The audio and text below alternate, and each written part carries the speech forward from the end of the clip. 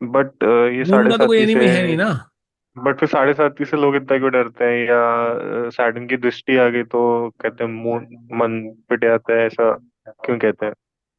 ये तो मैं बता चुका हूँ पहले क्लास में, और ये तो स्टार्टिंग की क्लास में बता दिया था मैंने कि सैटर्न जो है वो बाय नेचर जो है हम्म।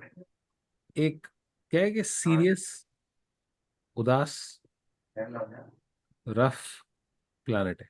अब कोई ऐसा है जो चंचल समझते हो आप, जब हम बोलते हैं कोई चंचल, हम्म। तो जॉली नेचर का, हैप्पी, ठीक है, सेंसिटिव भी है मून, इमोशंस का कारक है, सेंसिटिव प्लैनेट। हम्म। अब आप ऐसा समझो कि कोई ऐसा हो कि बहुत सेंसिटिव, हैप्पी बच्चा कोई निकले और बड़ा हैप्पी मूड में हो, अब उसके ऊपर एक सीरियस अंकल जी को आपने बुला के बिठा दिया, और वो सीरियस अंकल जी उसको बोल रहे हैं कि बेटा यहाँ नहीं जाना, ऐसा नहीं करना, वैसा नहीं करना। वो उसको बताने लगे कि आपके लिए ये अच्छा नहीं है, आपके लिए वो अच्छा नहीं है, आप ऐसे मत करो, आप खेलो मत, एग्जाम्पल दे रहा हूँ, तो बच्चे को कैसा लगेगा? हाँ, अच्छा नहीं लगेगा ये। हाँ, लेकिन अंकल जी का तो कोई इंटेंशन नहीं है ना बच्चे का नुकसान करने का। सैटर्न प्लैनेट है जिम्मेदारी का, एक्स्ट्रा बर्डन का, लोड का। ठीक है, मैंने तो आपको एक खाली एग्जाम्पल दिया कि जैसे मैं आपको बताता हूँ, हमारे एक ताऊ जी हुआ करते थे, वो राइटर थे, और उर्दू हिस्ट्री के स्कॉलर थे। वो दाढ़ी ग्राउंड फ्लोर पे रहते थे, सारा दिन कुछ कुछ लिखते रहते थे। एक इनफैक्ट एक सीरियल था अकबर द ग्रेट, उसके अंदर वो डायलॉग राइटर भी थे, राजीव मिर्जा करके नाम था उनका। अब वो, क्योंकि वो तो राइटर थे और वो बॉम्बे रहते थे, और क्या हुआ कि कुछ दिन के लिए दिल्ली आ गए। मैं उन दिनों छोटा था, स्कूल में था। मुझे वो बड़ा पसंद करते थे, प्यार करते थे। तो मैं जब भी निकलता था तो मेरे को बोलते थे कहाँ जा रहे हो, तो मैं कहता था कि ताऊ जी खेलने जा रहा हूँ। तो कहते यार बड़ा टाइम वेस्ट करते हो, तुम जाओ किताब ले आओ। और वो मेरे को किताब लेने भेज देते थे कि जाओ ऊपर से जाओ किताब ले आओ। मैं होऊंगा कितना, सेवेंथ में, सिक्स्थ में, शायद उस क्लास में। और वो किसी दिन मेरे को बोले आज उर्दू पढ़ेंगे, किसी दिन मेरे को बोले बेटा आज हिस्ट्री पढ़ेंगे। और उनके सब्जेक्ट भी ऐसे। मैं खेलने जा रहा था, गली में हम खेलते थे, मेरे हाथ में बैट है, मैं बैटिंग कर रहा हूँ। पहले तो 15 बच्चे खेल रहे हैं, आपकी बैटिंग आई बड़ी देर में। जैसी आपकी बैटिंग आई वो अंदर से निकल गया, उन्होंने मेरे को इशारा किया। अब क्या है कि आउट ऑफ रिस्पेक्ट ऐसा है कि आप ये नहीं कह सकते कि मैं नहीं आता। अब वो तो अनमैरिड थे, अकेले रहते थे नीचे रूम में, एक रूम था उनका, तो मेरे को बुला लेते थे। मेरे को बोलते कि क्या कर रहे हो?" मैं, "ताऊ जी खेल रहा हूँ।" तो बैट हाथ में है, बोले इसको छोड़ो, जाओ अपनी बुक्स ले आओ। बोले तुम खेलते हो, ये सब खेलते हैं, मेरे मेरे को परेशानी होती है, मेरे को स्ट्रेस होता है, सारे शोर मचता है, मैं पढ़ नहीं पाता हूँ, मैं लिख नहीं पाता हूँ। अब वो मेरे साथ ऐसे करने लगा, वो चाहते थे कि मैं कुछ अच्छा करूँ, पढ़ाई करूँ, इंटेलिजेंट बनूँ। वो कभी इंग्लिश पढ़ा रहे हैं, कभी हिस्ट्री पढ़ा रहे हैं, कभी लिटरेचर पढ़ा रहे हैं, कभी रोमियो जूलियट पढ़ा रहे हैं, तो कभी ये मुगल्स के बारे में पढ़ा रहे हैं, मिडिवल हिस्ट्री पढ़ा रहे हैं। लेकिन मेरे को तो इतनी नफरत हो गई उनसे, मैं ऊपर जाके रोता था, मैं बोलता था पापा ये कब जाएंगे बॉम्बे। मेरे को तो बड़ी परेशानी हो गई, मेरे को तो निकलना ही मुश्किल हो गया। और वो बड़ा प्यार करते थे मुझसे, इतना ज्यादा प्यार करते थे कि वो कहते थे कि इसको तो मैं कुछ बनाऊंगा। और मेरे को लगता था कि ये तो आफत हो गई मेरी जान को। तो मैं तो रोज प्रार्थना करता था कि ये जाए। तो आप ये रिलेशन समझो सैटर्न मून का। सैटर्न मून का दुश्मन नहीं है, लेकिन सैटर्न का नेचर ऐसा है कि मून को पसंद नहीं है। अब मून आपका मन है, आप खुश रहना चाहते हो, हैप्पी रहना चाहता है ना हर आदमी। हर आदमी क्या चाहता है कि खुशी से जीवन बिताए। जिम्मेदारियों से आदमी दुखी होता है, बोझ आता है आपके ऊपर जिम्मेदारियों का, आप परेशान होते हो, आपको स्ट्रेस ऐड होता है, आपके चेहरे से लोगों के स्माइल चली जाती है। क्यों? क्योंकि स्ट्रेस है, कुछ करना है। क्यों करना है? क्योंकि ये जिम्मेदारियां हैं। ऐसी ऐसी बहुत सारी बातें। तो साढ़े साथी में वो उस तरह की प्रॉब्लम आती है ज्यादा। अब सैटर्न एक और एस्पेक्ट भी है, ऑल दो सैटर्न क्योंकि मेलेफिक प्लैनेट है बाय नेचर, पीड़ाएं दे सकता है, तो फिजिकल लेवल पे भी प्रॉब्लम आ सकती है। लेकिन वो इसलिए कि बाय नेचर सैटर्न वैसा है। अगर सैटर्न का इंटेंट होता आपको मारने का, तो सैटर्न तो काल है। सैटर्न को तो हमने ये बोला कि अनडिस्प्यूटेड किलर है सैटर्न और राहु। तो अगर वो दुश्मन होता मून का, तो जब जब साढ़े साती आती लोगों को फांसी लगा रहे होते लोग। क्योंकि वो तो अगर दुखी करने पे आए तो दुखी ऐसा कर दे कि आप छूट ही नहीं सकते उससे। हाउएवर जिन लोगों के चार्ट में आप देखोगे कि पोजीशन सब ठीक है, कोई बहुत ज्यादा मलेफिक नहीं है, या मून बहुत ज्यादा पीड़ित नहीं है, या सैटर्न बहुत ज्यादा खराब नहीं है, उनको एक्स्ट्रा रिस्पॉन्सिबिलिटी मिलती है। मैंने आपको एग्जांपल दिया, मोदी जी प्राइम मिनिस्टर बने हैं 7.5 में। पॉलिटिक्स के लिए बहुत अच्छी। आप एक काम कर रहे हो, आपको दो काम मिल सकते हैं। आपके ऊपर अगर 10 रुपए की जिम्मेदारी है, आपके ऊपर 500 रुपए की जिम्मेदारी आ सकती है अगर 7.5 चल रही है तो। लेकिन जब वो 500 रुपये रिस्पॉन्सिबिलिटी आपके ऊपर आएगी, आपकी जिम्मेदारी बढ़ेगी।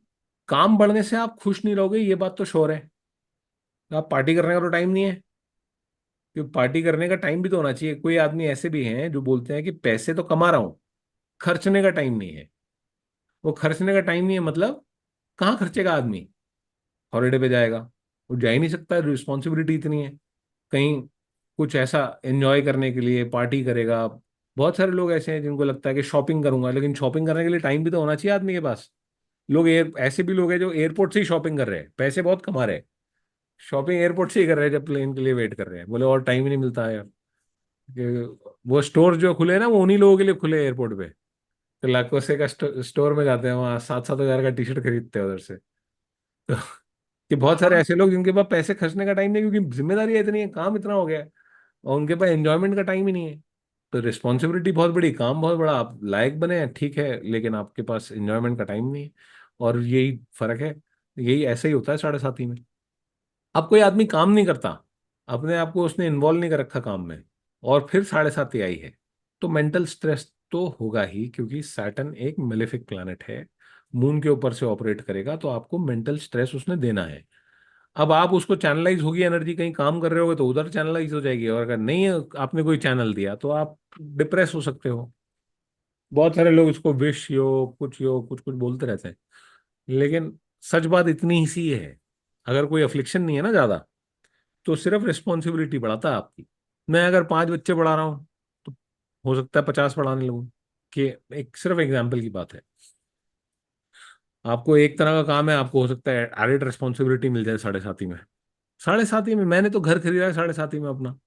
मेरे को भी चल रही है 7.5 पिछले 7 साल से। आप बोलोगे, मैं बोलूँगी खराब है।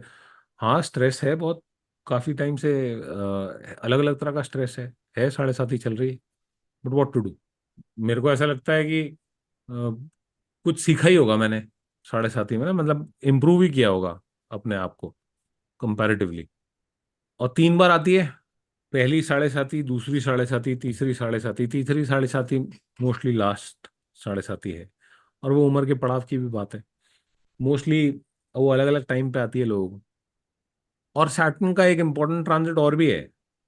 जो सैटर्न की नेटल पोजीशन है, उस पोजीशन पे हर 30 साल बाद सैटर्न वापस आता है। एक वो भी एक लैंडमार्क टाइम है, जब सैटर्न वापस आता है उस जगह पे जहाँ पे सैटर्न है।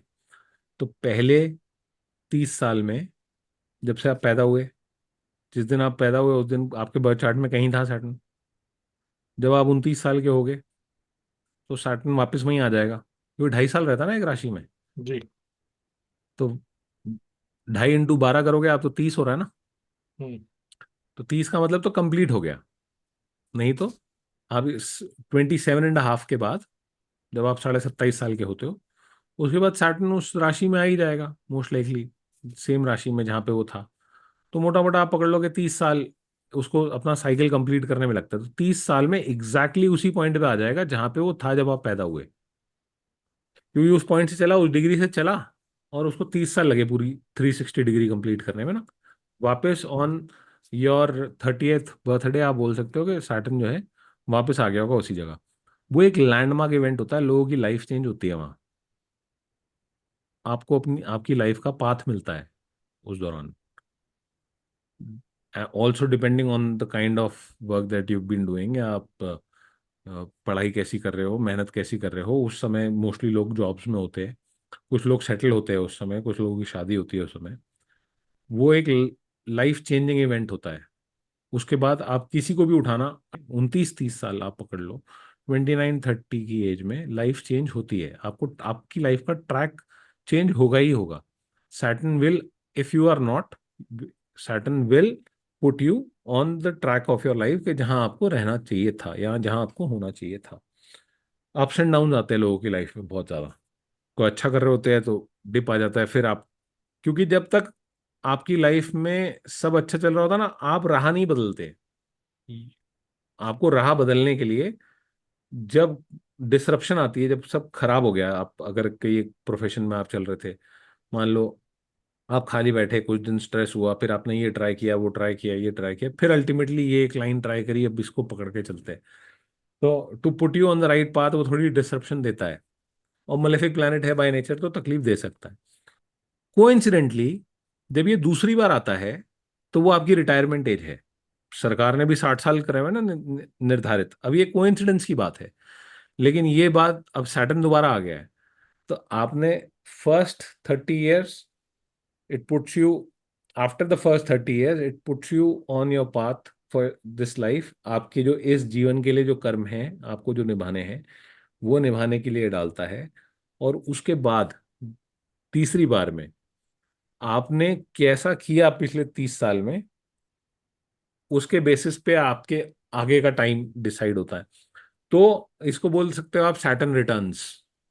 तो कि सैटर्न रिटर्न करता है ऑन द सेम पोजीशन, तो सैटर्न रिटर्न्स। तो व्हेन सैटर्न रिटर्न्स, आप ये देखेंगे कुछ लोग जो 60 के बाद बिल्कुल रिटायर हो जाते हैं और उनकी लाइफ मिजरेबल हो जाती है।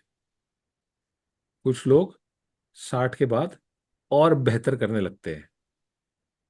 कुछ लोग तो बिल्कुल डल हो जाते हैं 60 के बाद, और डल होते चले जाते हैं।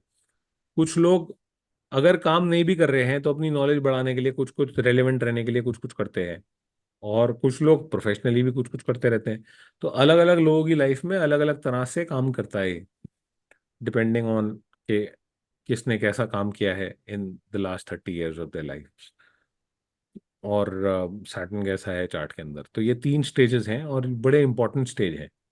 और आजकल तो लाइफ एक्सपेक्टेंसी भी ज़्यादा है इंडिया में। आप देखोगे मोस्टली लोग, पीपल आर क्रॉसिंग 75 प्लस 80 लोग जी रहे हैं। अब बल्कि ये अपने आप में ज़्यादा बड़ी प्रॉब्लम है कि आदमी रिटायर 60 में हो जा रहा है और जी रहा है 80 80 साल तक। पहले फिर ठीक था कि लाइफ एक्सपेक्टेंसी 60 साल थी, कि 60 तक काम किया और 60 तक काम करके 62 65 में मर गए, वो ठीक था। अब 60 में आदमी रिटायर हो गया, जी रहा है 80 साल तक। तो अगर वो 80 साल तक जीने के लिए अगले 15 साल जो है वो उसमें कुछ काम करे नहीं करे, कुछ लोग होते हैं एक्टिव करते रहते हैं बहुत एंड तक काम, कुछ लोग पढ़ते हैं, कुछ और करते हैं, सेकेंड इनिंग्स की तैयारी करते हैं, कुछ लोग ज्योतिष सीख रहे हैं। तो अलग अलग तरह के लोग हैं, अलग अलग तरह की चीजें करते हैं। कुछ लोग बिल्कुल डल हो जाते हैं, वो बोलते हैं मैं रिटायरमेंट की तैयारी कर रहा हूँ, तो वो डल हो जाते हैं। और उसमें खैर दशा का भी रोल है, किसी कैसी दशा है, और चार्ट का भी रोल है कि किसका कैसा चार्ट है, कि कौन अपनी लाइफ में कैसे बिहेव करेगा। तो एक दो योग और पकड़ लेते हैं।